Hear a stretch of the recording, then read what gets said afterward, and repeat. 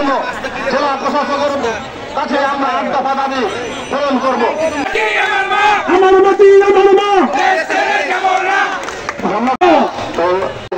করেছেন সম্মানিত সভাপতি মহোদয় এবং আহ্বায়ক তাদেরকে এবং বিভিন্ন চাঁপাইনবাবগঞ্জ জেলার বিভিন্ন উপজেলাকে আমাদের পাশে দাঁড়িয়েছেন বাংলাদেশ জাতীয়তাবাদী দল।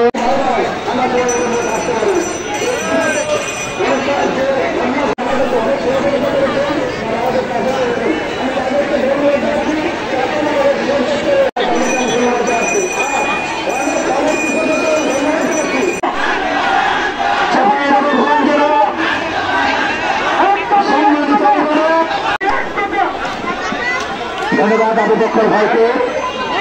এই পর্যায়ে একইভাবে সব এখান থেকে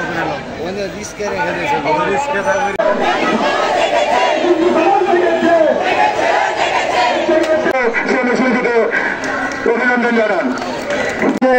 পুরো অনুষ্ঠানটা সঞ্চালনা করবেন আমাদের মোহাম্মদ সংসদের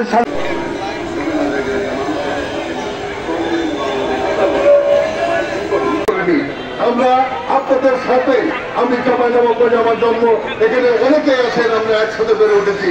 আমরা কখনোই মনে করিনি যে আমাদেরকে হিন্দুকে মুসলমান। আমরা আপনাদের কাছে খুশি হয়েছি যে আপনারা বলেছেন চাঁপাইনবাবগঞ্জে কোনো ঘটনা ঘটে নাই।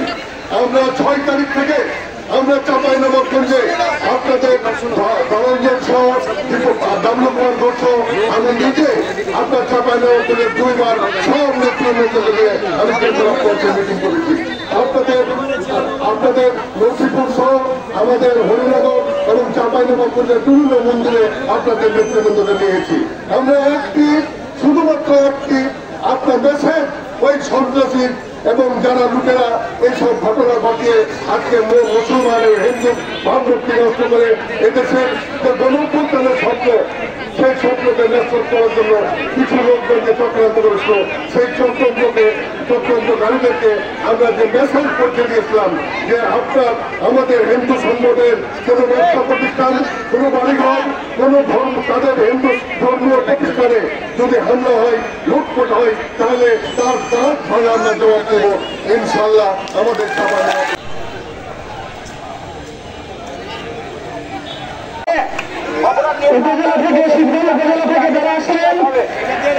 জানতে পেরেছি বাংলাদেশ বিএনপি জাতীয় দল এবং জামায়াতে ইসলামী তাদের অবস্থান স্পষ্ট করেছে এবং তারা বিভিন্ন জায়গায় মন্দির পাহারা দিচ্ছে, আমাদের হিন্দু সম্প্রদায়ের পাশে এসে দাঁড়াচ্ছে। আমি প্রশ্ন রাখতে চাই, এই দুষ্কৃতিকারী কারা? কারা এই দেশে নৈরাজ্য সৃষ্টি করতে চায়? কারা এই বাংলাদেশকে অশ্লীল করতে চায়? কারা এই বাংলাদেশের সামাজিক বৈষম্য নষ্ট করতে চাই? আমি এই বিগত সময়ে আমরা দেখেছি যখনই একটা কোনো রাজনৈতিক প্রেক্ষাপট চেঞ্জ হয়, কিছু দুষ্কৃতিকারী আছে এই হিন্দু সম্প্রদায়ের উপর হামলা করে। এটা একটা কালচারে পরিণত হয়েছে। আমি বর্তমান অন্তর্বর্তী সরকারের কাছে বিশেষভাবে অনুরোধ করতে চাই, আপনারা এই যে বিচারহীনতা যে সংস্কৃতি, এই বিচারহীনতা সংস্কৃতি থেকে আমাদের বেরিয়ে আসতে হবে।